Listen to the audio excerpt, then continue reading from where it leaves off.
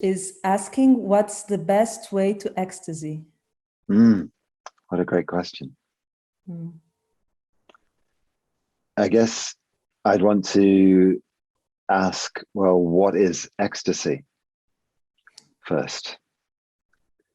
And I don't quite remember the semantics of it and the actual derivation of the word. I think it's something like being outside yourself. But what I could say, sometimes I hear people, I'll get someone very enthusiastic come up to me at the end of a workshop or a class or something and say, I had this amazing experience. It was like I was out of myself. And I was like,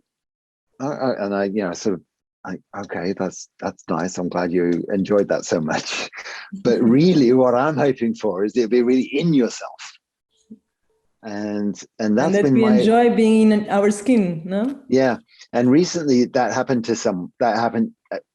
for the umpteenth time. That happened. Someone came up to me and said, it was amazing. I really got out of myself. And I said, do you think what you mean that you kind of got out of your head? And she was like, yeah, that's right. I was like, oh, that's what they all mean. They got out of their head. And they're so used to being in their head that they think that is themselves. Like, I am my head. And then they have this experience of getting out of their head, and it feels like getting out of themselves, but it's not. It's like they dropped into their whole self. They're not just in their head, they're in their whole self. And the whole self is rooted in the body, of course. The whole self is an experience of, I am totally every cell, muscle, bone, blood, fiber thing physical. I am totally physical. And in every part of that physicality, I can feel my heart.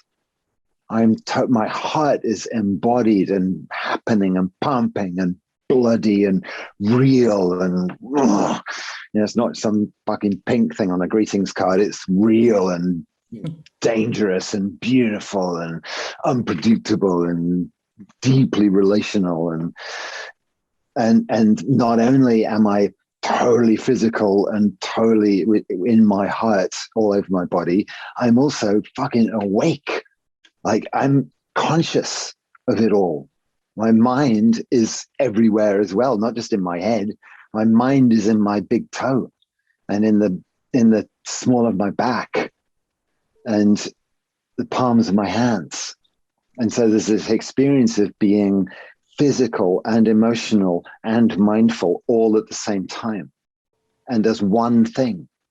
And that's what Gabrielle used to call soul. And I agree, that's soul.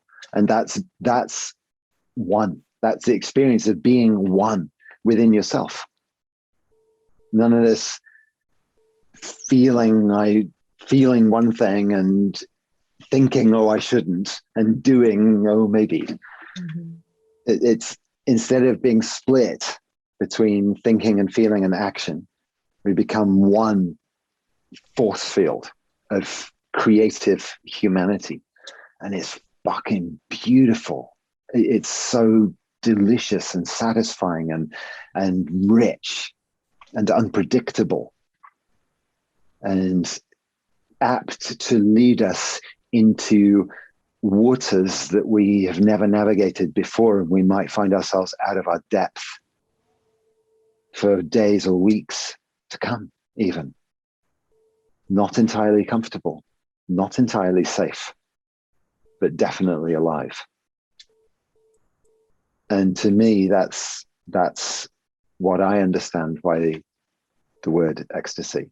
That's the closest I've ever come, and that's good enough for me. Not least because it's always different. On different days, it's different. And in different times of life, it's different too. My ecstasy used to be very hot and passionate and loud and cathartic. And now it's generally much more subtle. And then I really liked that version. I wasn't interested in this version. And now I really like this subtle version. I'm not so interested in adolescent catharsis.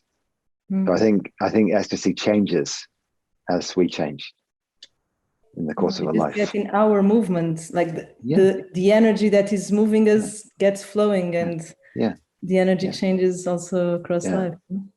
And just to join the dots, to want to finish that, to join the dots, when we become one like that within ourselves, a unified field within ourselves, then immediately we are a complete circle, and immediately we're filled with spirit.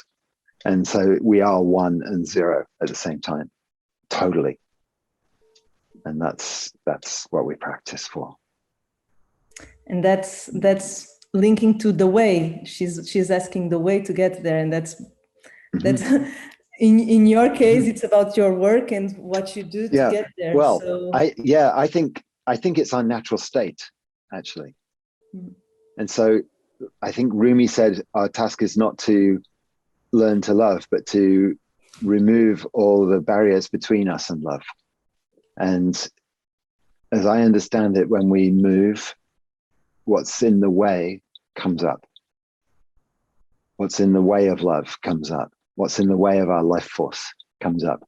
And it usually comes up in the form of boredom or discomfort or anger or nervousness or apathy or distraction, getting distracted, or tiredness, things like that. Things like that, things that feel as though they're the total opposite to ecstasy. Problems. You've got to go into the problems. You got to take an interest. You got to take an interest in what's in your way. You got to take an interest in what's not flowing, and where you're blocked, and where your patterns are, and where your blind spots are.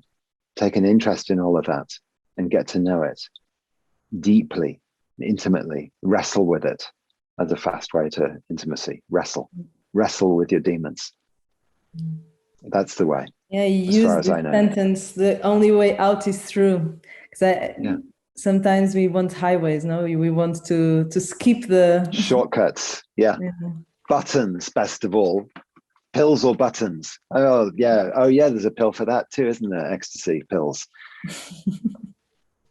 Without making any comments on that, the whole business of shortcuts and buttons and pills, the availability of those things robs us of the depth of strength and purpose and fulfillment that comes by going the steady way, not pushing buttons or taking shortcuts. There's no substitute for growing.